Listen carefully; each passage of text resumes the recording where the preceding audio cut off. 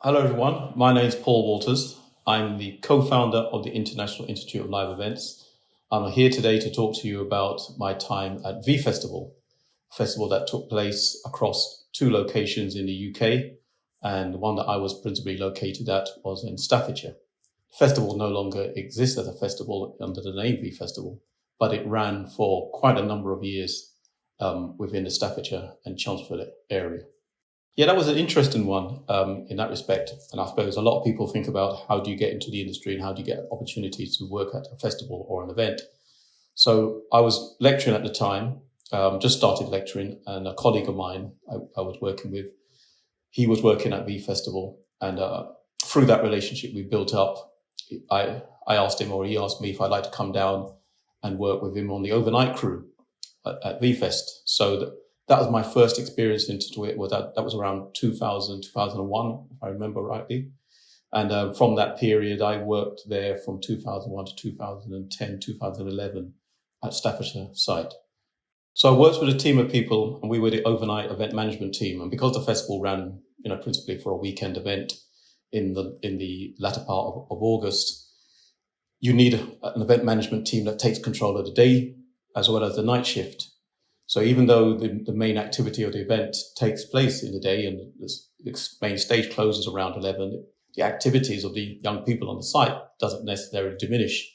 So you need an overnight crew. An overnight crew is taking responsibility for the event management of the event and all facilities and contractors and event attendees. Like I said, my first introduction was as nighttime. So I've never did a day shift, but I did a number of day shifts as an event manager at other festivals, and that came on the back of V Festival. But the one principally at V was always night shift. And it was always a night shift one, which in a sense you have to be prepared to work the night and stay awake through the night, which is difficult for those who probably haven't worked the night shift, and be ready to act on any situation that occurs during that. So you need a team of people around you. You need your site crew available. You need a vehicle to get around the site. You need your radio communications active and working. You need somebody to respond to be it the security, be it the police, be it the fire service, be it the ambulance. So they're all available at the night time as well. Probably not as active as they will be in the daytime, but they're all on hand and they're all available and they're all stationed in a controlled area, which they call event control. And event control could be in a building, it could be in a porta cabin, or it could be an enclosed, secure area on the site, which we had.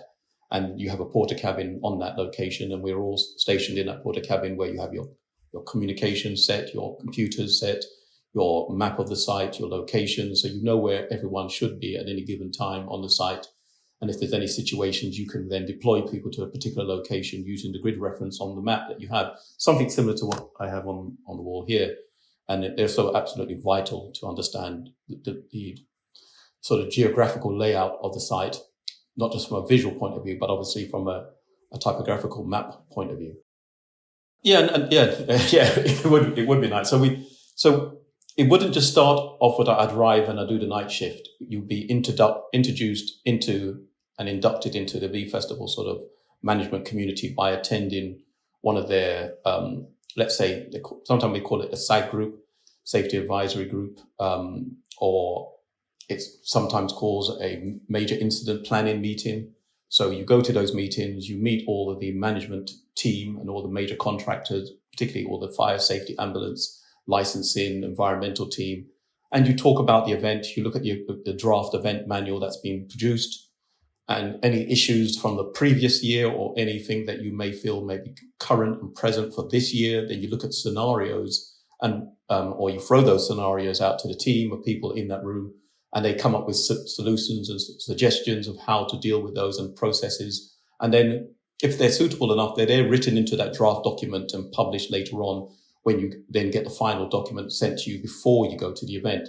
So with every festival I've ever worked at, that V Festival did that as a standard procedure. And I think for most events now, it's considered a standard procedure. I'd be very sort of surprised if somebody said they worked at a major event and they didn't have a multidisciplinary meeting prior to the event to understand how everybody works together and what's contained in that document and what are the major issues and situations that could unfold and how you're going to deal with them.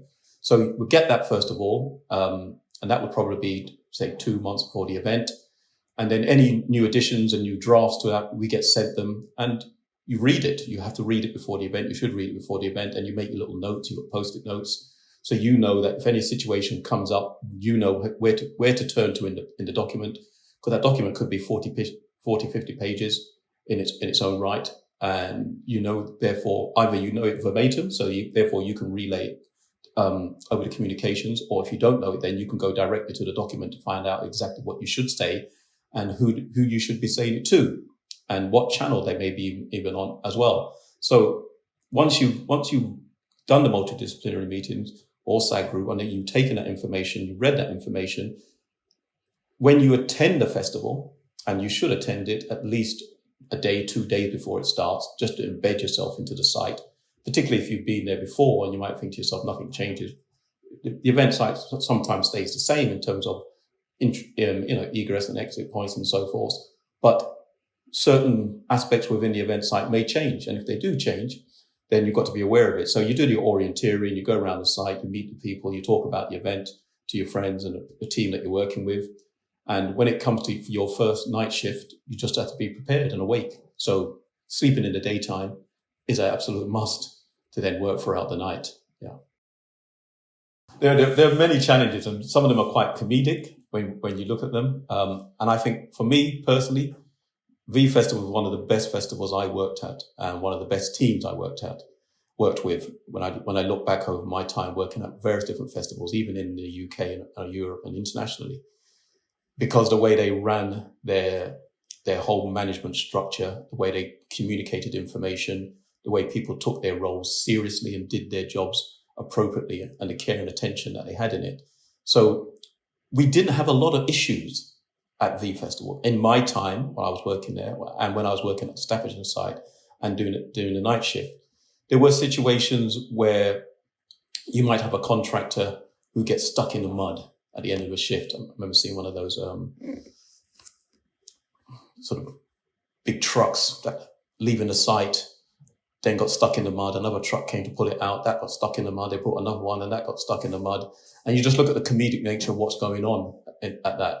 But overall, when I look back, there were no real major issues. They had hiccups one year when the whole wristband situation we had broke down on site, and that was basically just to do with a piece of tech that they had. It didn't do its job, and it happened on site, and therefore they had to find a solution. They found a solution, and it worked. And like I said, dealing with situations as they arise. When I'd worked at other festivals, I found that I've had to deal with far greater problems, sometimes born out of the event, or sometimes that things that just happened and it's totally out of your control.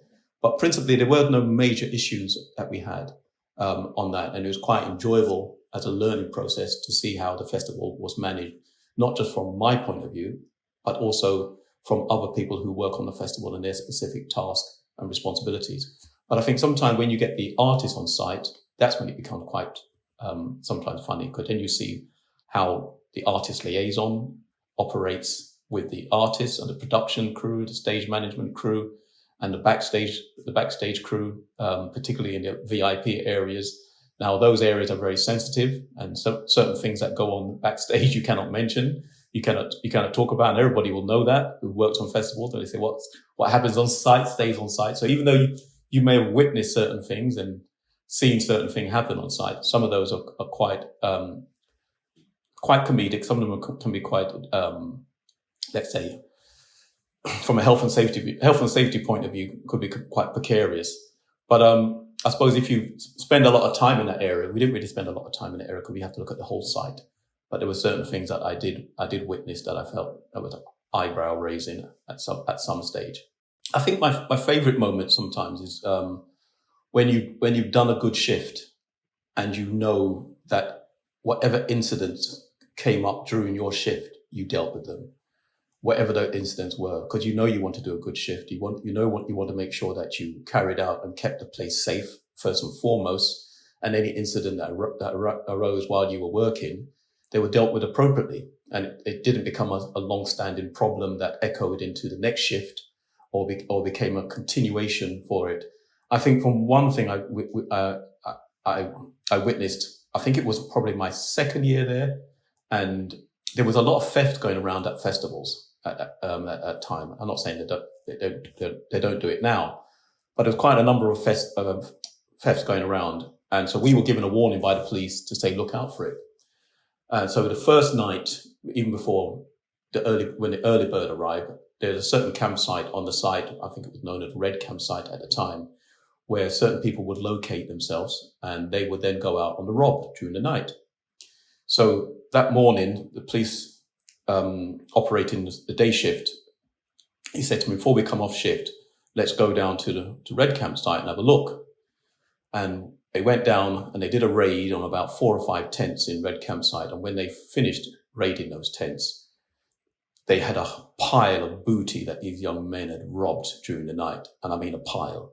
It wasn't a small pile. It was a pile of about 1 meter high of things that they've just robbed from other people's tent who just arrived on site. So I say before the festival really even kicked off, people were getting their things robbed. But you'd be surprised what people take to festivals. They get told never to bring valuable items, but people bring valuable items, and these thieves will go out and steal these valuable items. So that was my sort of understanding intelligence and understanding how you deal with that information and how it's acted upon, and how to not say so much nip it in the bud, but make sure it doesn't become a long-standing problem for the rest of the weekend. Because once those people are removed from the site, the likelihood and the reduction of theft is going to be diminished significantly. So acting on that intelligence that's coming through the police and making sure that you deal with it at an early stage in the festival, it creates a much better atmosphere for everybody on the site, not just from us in terms of managing it, but particularly the attendees, because they were unaware. A lot of people are unaware what went on, but it's safety and protecting people's goods while they're there particularly on the campsite. Yeah, I think there are so many ways to get into it, and it's good when you know people, and if you're prepared to take a risk, introduce yourself to people, make yourself known to people, volunteer, and show that you are committed and you want to learn. I think what I've found is that people are prepared to take you on, give you that opportunity, give you that chance to do the job and watch you learn, watch you progress. And once you've done that, you'll find that opportunities just keep rolling in. And that's what happened to me through V Festival, that more and more opportunities came in. And once they came into other festivals and events, then I became more confident in my own ability, and I started going out and sort of putting myself out there to work on different events and contacting other festival organizers. I started contacting festival organizers in Holland. I was contacting festival organizers in Denmark. So I was working on all different events, from golf events to festivals to, you name it. And that was just going online, finding out who's managing them, trying to find a contact detail, an email address, and just putting out an expression of interest. But once you've got that confidence and knowledge behind you, you find that you can go out there and start pushing yourself out there to develop your skills, your knowledge.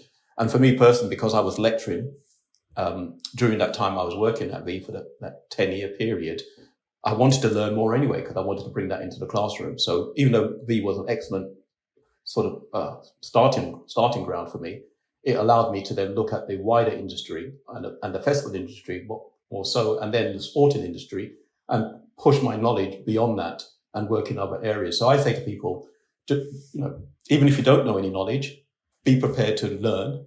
But once you've learned, then be prepared to have that confidence and take it that step further and push the envelope. From Gatecrasher to Creamfields to Grand Concert in Denmark, there's been lots of small festivals I've worked at. A lot of them I can't remember the name of them now, in different parts of the country. So I've been working either as a stage manager at some like community festivals, particularly community festivals, and I find sometimes that you learn more at a small community festival because you're given a more in-depth role, and that role means it's your ability spread across more things. So I work with a lot of councils, and working with councils and working with community groups, developing their event management plans, developing their risk assessment, and then giving them advice and guidance on their events. So be it cultural events like your Caribbean carnivals, not Nottingham Carnival, but I had contacted the Nottingham Carnival over 15 years ago and talked about the possibility of working with them, but they went through big structural changes many years ago. So yes, working on those ones which I mentioned, but also working with a lot of community groups and local councils who have a lot of let's say, cultural and heritage festivals that they have annually within their own city region. So working across the whole of the UK, I found myself.